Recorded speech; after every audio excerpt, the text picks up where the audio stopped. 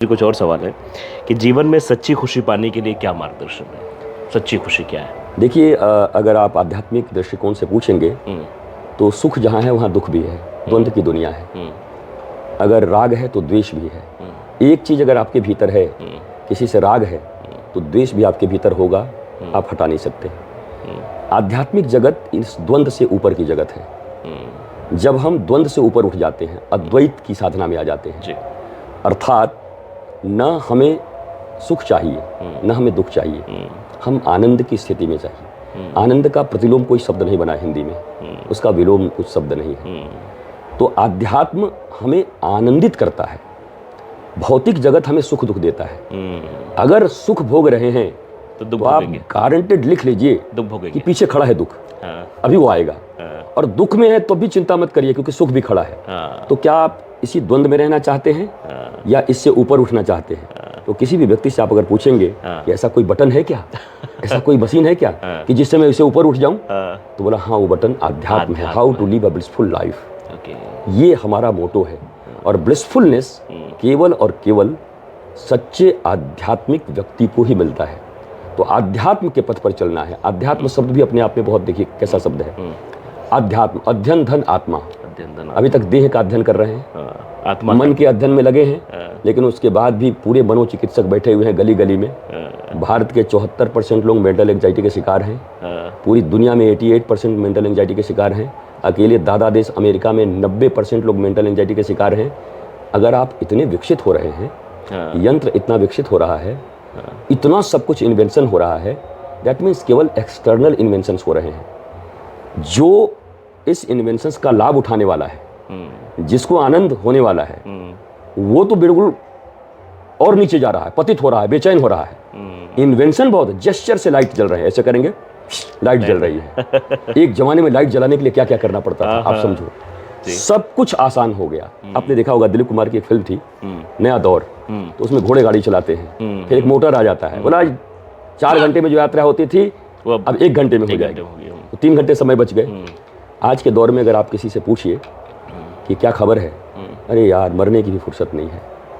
इतना इन्वेंशन हो गया, समय ही समय हो गया, मसाला पीसने नहीं है, मिक्सी चला रही है, आपको जांता से बना चक्की से आटा पीसना नहीं है, आपको पैदा करके खाना नहीं है।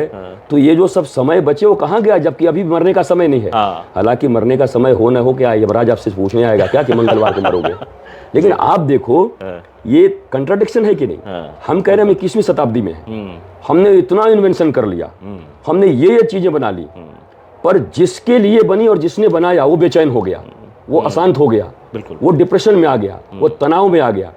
क्या देश के और विदेश के दुनिया के सो कॉल्ड इंटेलेक्चुअल्स को बैठ करके इस पर विचार नहीं करना चाहिए? जो तथाकथित बुद्धिजीवी हैं, खतरनाक लोग हैं वो। बुद्धिजीवी खतरनाक होता है। विवेक से जो चलता है, नीर शीर का, शाश्वत नश्वर का, सत्य असत्य और धर्म अधर्म का ज्ञान जिसे हो उसे विवेकवान कहते हैं। बुद्धि तो पशु के पास भी है। बिल्ली को ही पता है कि दूध चुरा के कैसे पीना है। कुत्ता भी देख रहा है कि अभी ये खड़ा है, रोटी नहीं लूंगा नहीं तो मार देगा। जैसे ही मुंह उधर हुआ लेके भाग गया। वृंदावन के बंदर इतने इंटेलिजेंट है, इतने बुद्धिमान हैं कि आप हाथ में केले लेकर के जाओ तो ऐसे देखेंगे। आप जब उनकी तरफ देखोगे तो ऐसे करते हैं, मैं तो ध्यान ही, मेरे को क्या मतलब है सबसे। फिर जैसे ही आपका ध्यान उधर गया, उनका ध्यान केले पर ऐसे जाता है। आप जाना और देखना, और फिर आपने आंख मिलाया तो ऐसे करते हैं, तुम्हारा केला है, तुम ले जाओ, हमको क्या मतलब है।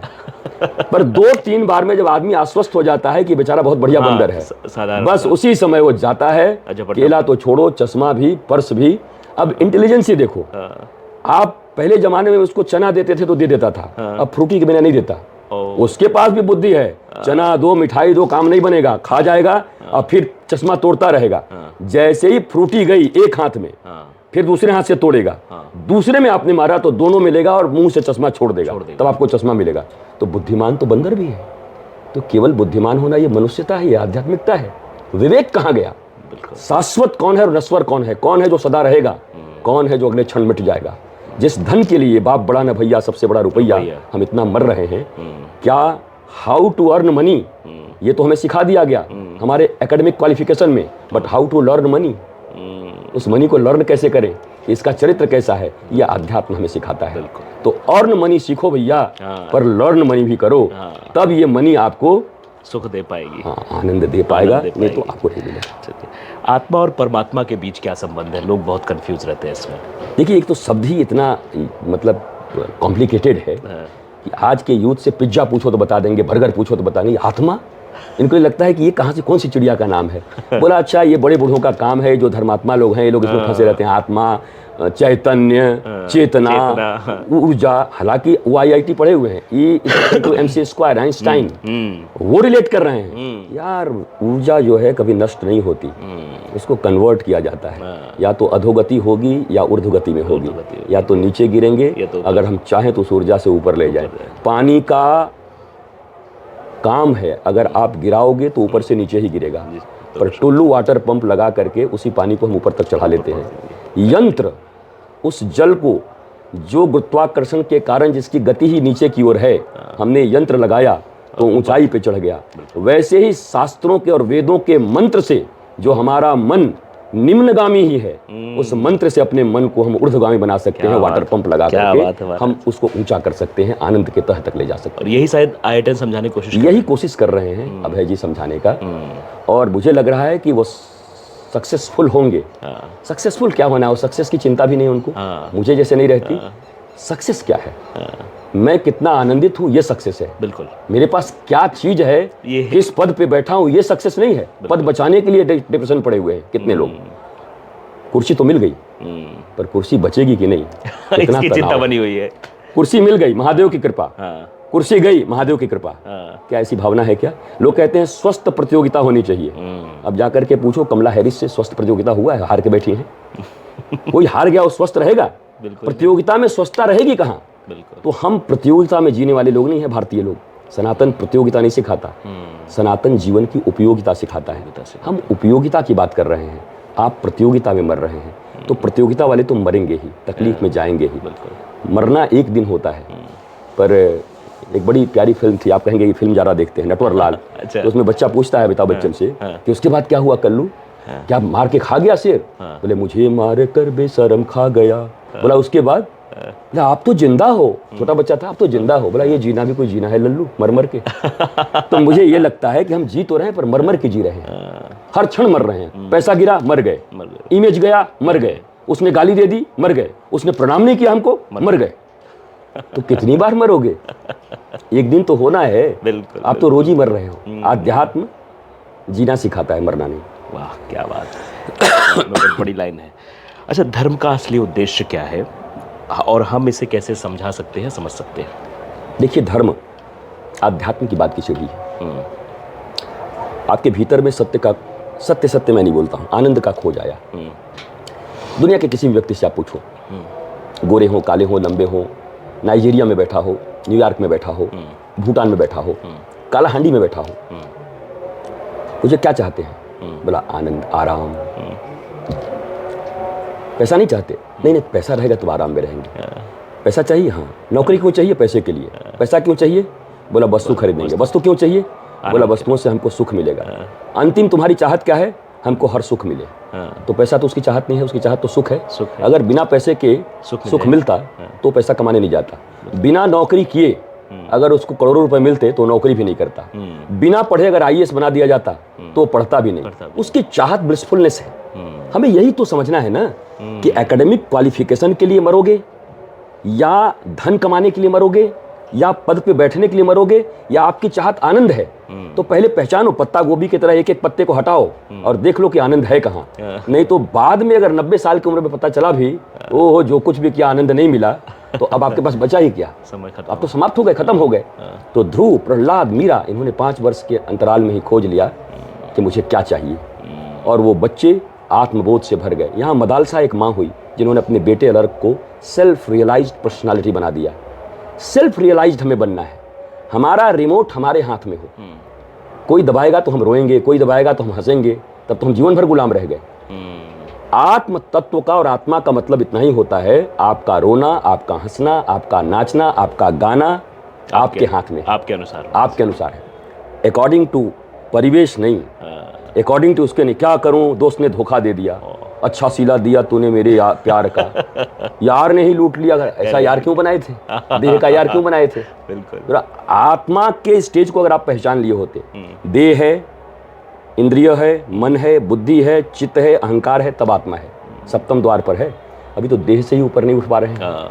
वही फंसे तो अब देह से ऊपर उठना अभय सिंह कह रहे हैं कि देखो मैं आईआईटी में था, देखो मैं कनाडा में था, देखो मैं अच्छे खासे पैसे कमा रहा था, मुझे बहुत कुछ मिल रहा था, लेकिन मैं सोचता था क्या इसी के लिए आया हूँ?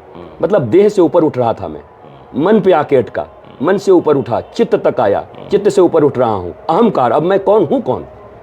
तो शून्य हूँ, शून्य तक उठे, इसके बाद ही आत्मा है। तो वो तो उस पथ पर चल पड़े, पहुंच रहे हैं। और ये सही बात है, पंजाबी में एक वर्ड है पागल। गल शब्द बोलते हैं बात को, और पा को बोलते हैं पा गए। जिसने वो बात पा ली वो पागल हो गया, वो पागल हो। पागल, मैंने वो गल पा लिया जी कि अब मुझे मेरे जीवन में मस्ती है, तो उसको पागल ही लोग कहते हैं। एक आखिरी सवाल, संसार में आस्था और विश्वास का क्या महत्व है? देखिए, आस्था का अर्थ है कि कोई रिचुअल्स बनाए हुए हैं, परंपरा बनाई हुई है, धर्म के पथ पर हमें चलना है, भगवान में हमारी आस्था है, भगवान हमारा मंगल करेंगे, ये हमारी आस्था है, भगवान हमारा मंगल करेंगे। विश्वास शब्द को मैं ऐसे एक्सप्लेन करता हूँ, श्वास शब्द जब तक है तब तक हमारा शरीर जिंदा है। विशिष्ट श्वास, अतिथि है एक, और एक विशिष्ट अतिथि। तो विश्वास शब्द वो है, ये साधारण विश्वास नहीं, हमको आप पर विश्वास था, आपने मेरे विश्वास तोड़ दिया, हम उस पर विश्वास करते थे। वो श्वास जो सबसे विशिष्ट है, प्रमुख है, अर्थात आत्मा, मैं कौन हूँ, ईश्वर कौन है, तीन ही तो प्रश्न है, माया कौन, मैं कौन, और मायापति कौन। ये तीनों प्रश्न को रिवील करने होते हैं। और कोई भी आध्यात्मिक व्यक्ति होगा, जगत गुरु हो, शंकराचार्य जी महाराज हो, कि कोई महामंडलेश्वर जी हो, कि कोई कुछ न हो, एक साधारण आदमी हो और सत्य की खोज में है, तीन ही चीज जानने का प्रयास कर रहे हैं। मैं कौन, beginning of real spirituality is who am I, why I am here, what I am doing. यही प्रश्न है भगवान शंकराचार्य ने कहा, कोहम कस्त्वम कुत आयातम। यही ब्रह्मसूत्र कहता है, मैं कौन हूँ। हर जगह एक ही प्रश्न, राम कौन है ये जानना जरूरी नहीं है, कृष्ण कौन है ये जान, हम खुद को जान ही नहीं रहे, राम जानने चले। पहले खुद को जानिए, तो ये हुआ आत्मा, खुद को जानना हुआ आत्मा। और यही आत्मा विस्तृत है, सब में वही है। श्री कृष्ण कह रहे हैं सब में मैं ही हूँ। तो यह बोध होते ही हो गया परमात्मा। तो दासोहम से यात्रा शुरू होती है, मैंने किसी से सीखा, दास हूँ आपका, और शिवोहम पे जाके रुकती है, शिवोहम, मैं ही वही हूँ। ये यात्रा है दासोहम से शिवोहम की। ये यात्रा है, अब तो फ्लाइट में गए ही होंगे, तो ये जो परिचारिकाएं होती हैं, एयर होस्टेस, मुस्कुराती हैं। वो व्यक्ति अंधा है, काला है, उससे उनको कोई मतलब नहीं है। टिंग टोंग, जी आपको वाटर चाहिए, पर नीचे उतर के वही आदमी बोले एक गिलास पानी पिलाओ, एक झापड़ मारेगा, मेरी ड्यूटी समाप्त। मैं मुस्कुरा के बात करूंगी, मुझे घर जाना है। तो उनकी मुस्कुराहट ड्यूटी है। श्री कृष्ण की एक मुस्कुराहट है। जब 23 करोड़ सेना लेकर जरासंध और कालियवन आए, तो कालियवन ने पूछा मैं श्री कृष्ण को पहचानूंगा कैसे? बोला वो मयूर पंख, ये बोला ये तो 1.5 रुपए में कोई भी खरीद लेगा, मोर का पंख लगाएगा, बंसी ले लेगा। बोला हाँ वो मुस्कुराता है, हमेशा मुस्कुराता है। बोला ऑलवेज, बोला ऑलवेज। तो जब उन्होंने हमला किया तो मथुरा के लोगों की हवाइयां उड़ गई कि अब तो खत्म हो गए। एक आदमी खड़ा होकर मुस्कुरा रहा था। कालियवन ने कहा ये श्री कृष्ण है। तो जरासंध ने कहा यार सच बोले, ये इतनी प्रतिकूल परिस्थिति में भी आदमी मुस्कुरा सकता है, ये बंदा जानता क्या है? बोला अभी मुस्कुरा ही नहीं, अभी भागेगा भी, ये ऐसा आदमी।